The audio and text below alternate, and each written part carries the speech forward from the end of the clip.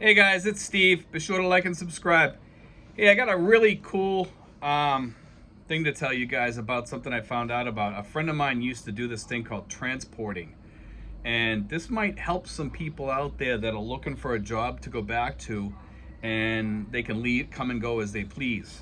So if you're somebody that wants to be like a part-time expat, maybe work 6 or 9 months a year, and then come back here and live for like 3 to 6 months or whatever, or a year or whatever. You could work for a year there and then come here for a year. You could do that with this type of job. Transporters, what they are is, and I'll get into details, and this doesn't work just, this isn't just for the United States. It works in other places, but I'm not sure which places. So I'm mainly addressing in the United States, but I'm going to get into the other countries a little bit and tell you what to look for. You need to find like RV and box truck makers. Like RV is recreational vehicle, like a camper type vehicle. And what you do is you deliver these to places, and then they pay you by the mile to deliver these. So it's kind of cool. So anyway, these places, what you can do is you apply at these places. It's not a regular job, so you can deliver as you please. If you want to do like a few times a month or something, you can do it a few times a month or whatever. If you want to deliver for a whole year or work for them permanently, you can, and that's fine.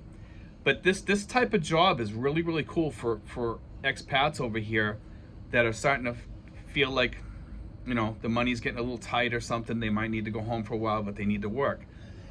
What it is you go out to Elkhart, Indiana, or you go online, okay, and you can call these companies, and they're transporter companies. You can look up RV transporters, box truck transporters, whatever. They pay you by the mile, like I said, and it varies from company to company. Some companies give you benefits, some companies don't. Okay, some places they'll offer you health care, some places don't. It's not the greatest health care plans, but I'm just telling you that they do have it, okay, if you do want something like that. Okay, now here's how it works. If you're married, you can also do this too. You and your wife, they'll give you 2 RVs and say, hey, okay, deliver these to California, such and such a place, because a lot of them are going to the same place. So if you're a husband and wife team and you want to work, you can do that also. But you can't work in the same vehicle and switch back and forth. They don't allow that. Because when you have rest, you have to have rest outside the vehicle. It can't be moving, okay? But if you're doing it as a husband and wife team, it actually works a little bit better, because rather than sleeping in the truck or something like that, and some of these places do give you money for hotels, by the way, but not most of them don't.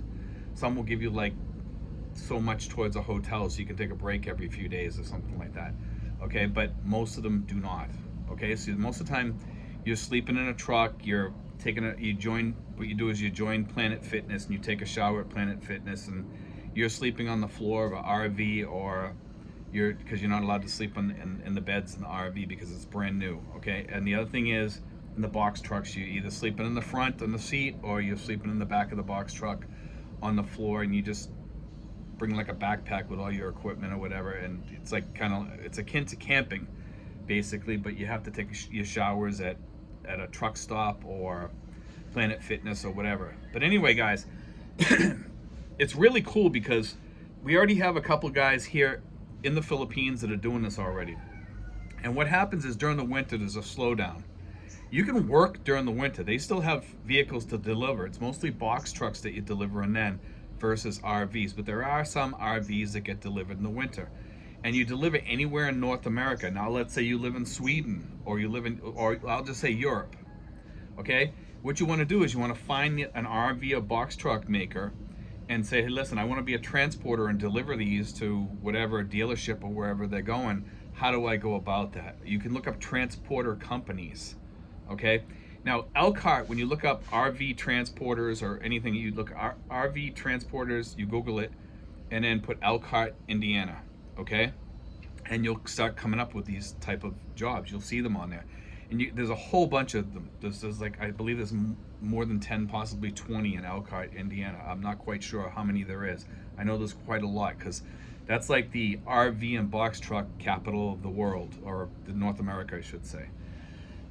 But anyway, so what you do is, if you did that for like 9 months out of the year, and you saved your money, you can make a pretty good sum of money. Some people make $60,000, $70,000 a year. If you have a CDL license, you can make up to 90 to 100. you know, and you get runs from Elkhart to California. You want the long runs. If you have a car, okay, and they call these tow cars, you put a thing on the front and, you know, you can tow it behind the RV and then you can drive back. You actually end up making a little bit more money because you're not paying for plane tickets, you're just paying for gas. And you can depreciate your car on your taxes. There's all kinds of tax breaks on this, guys. You can take $56 a day per person. If it's a husband and wife team, it's like $112 a day. So that actually gives you like a lot of benefits. Or you can write off whatever you're spending on the road.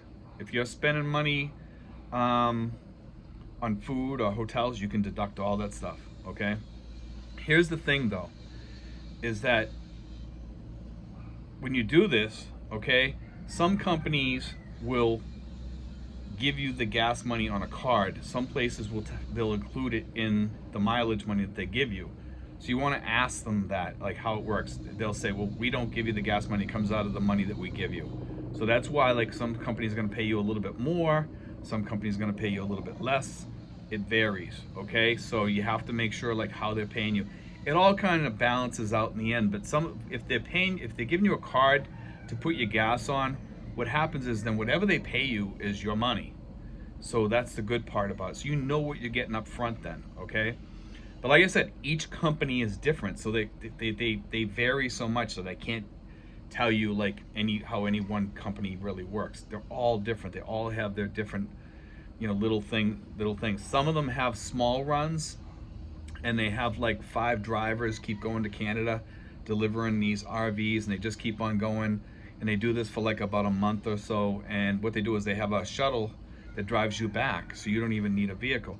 Now, the thing is about this type of job is most of the time you're living in a vehicle. As soon as you deliver the RV or the box truck, right, and you're heading back, you call up the company and you tell them you're all done, and what happens is they start getting another vehicle ready for you to deliver. So as soon as you get back, whether you take a train or a plane, you use an Uber to get to the airport wherever you're in. If you're in Oakland, California, or you're in Boston, Massachusetts, or wherever you are, you know, you just use an Uber, go to the train station or bus station, or, you know, to take a plane, whatever, however you're getting home, back to Elkhart.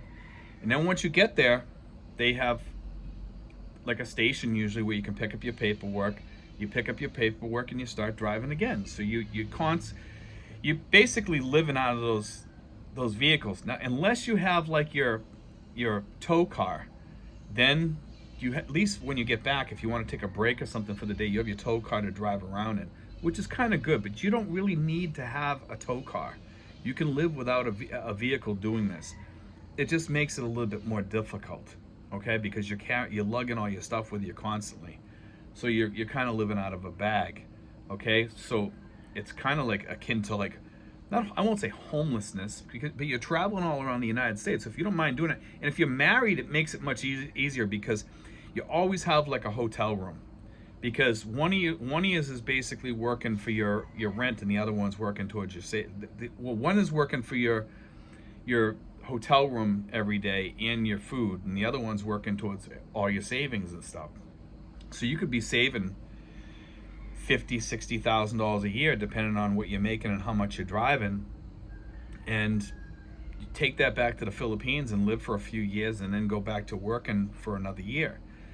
So for you guys that are married to a Filipina and she doesn't mind driving, you drive these things. They're relatively easy to drive. It's not that hard. You know, most of them, unless you have your CDL license, and you can drive the bigger ones.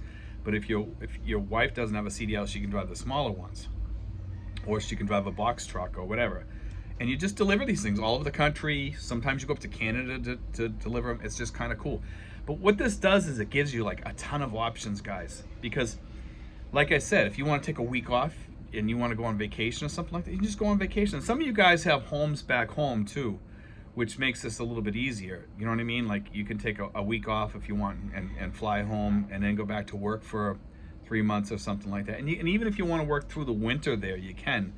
But, you know, I wouldn't recommend it. But you still can. You can deliver box trucks or whatever. And some places still have you delivering RVs. But I just wanted to throw this out there, guys, because and the other thing is, I was thinking about this. For you guys that love doing YouTube, like I do, is that this would be a great YouTube channel for somebody that's doing this transporting and living in the Philippines, because you'd be a transporter and an expat, and it would give people that a different choice, because we have these people called van lifers, and they live in their vans or box trucks or old U-Haul trucks, and they fix them into homes. And what happens is, I'm sorry guys, I got like a little bit of a cough. What happens is that these van lifers basically can't afford the rents, because the rents are getting so high back home in the United States, even in Canada. So they live in these vehicles. But a lot of people don't realize that we have these choices. We have huge amounts of choices to do things.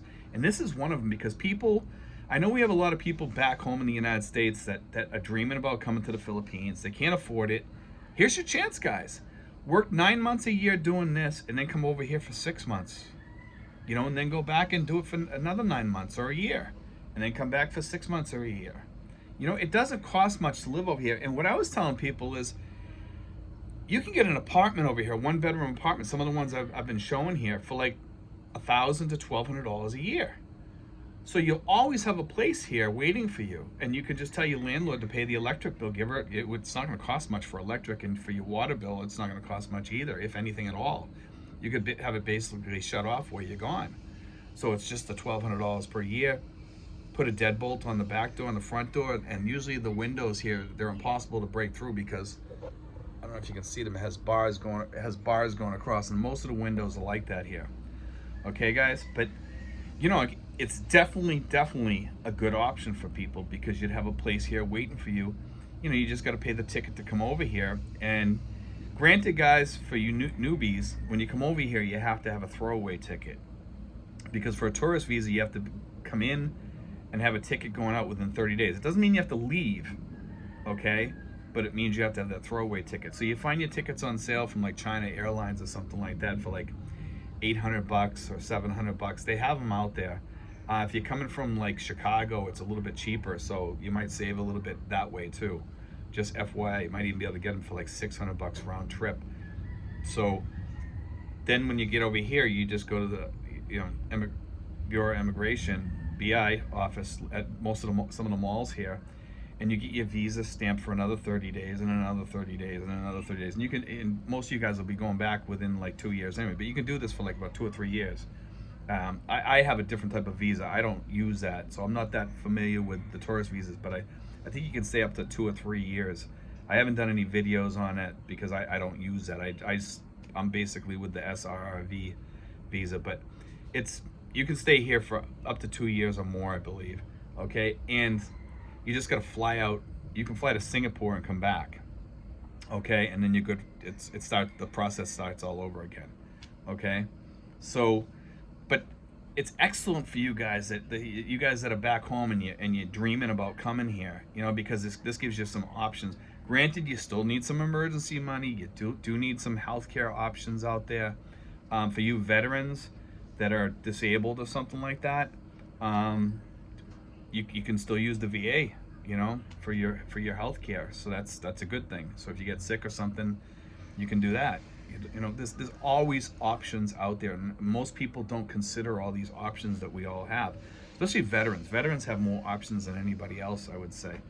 But anyway, guys, I wanted to throw that out there. Also, if you do this, you do have to get a DOT physical, okay? Department of Transportation physical for this. So you do have to be somewhat healthy, okay? Like if you have diabetes or something, it's not a big deal, but if you're almost blind or something, you're probably not gonna be able to get it or whatever. But I think I'm not sure how picky they are on the physical. You can call these transport places and ask them, so if you do have physical issues. But a lot of these guys that are doing this do have physical issues and they still drive. I think if you can basically drive, you're okay. Okay, but I want to throw this out there, guys, and you look up transport RV or box truck transporters, Elkhart, Indiana, and this will open up this will open up your options. And also for you guys that are living here that are having problems financially making it, you're looking for a job, this will give you a job that you can go back to, and you can start almost immediately. You just go out to Elkhart. You might have to stay in a hotel for a couple nights, but I'll bet you within like a few days to a week, I'll bet you they'll have you on the road and you'll be out there working. So that's a good thing, guys. You know, but anyway, guys, God bless. Take care.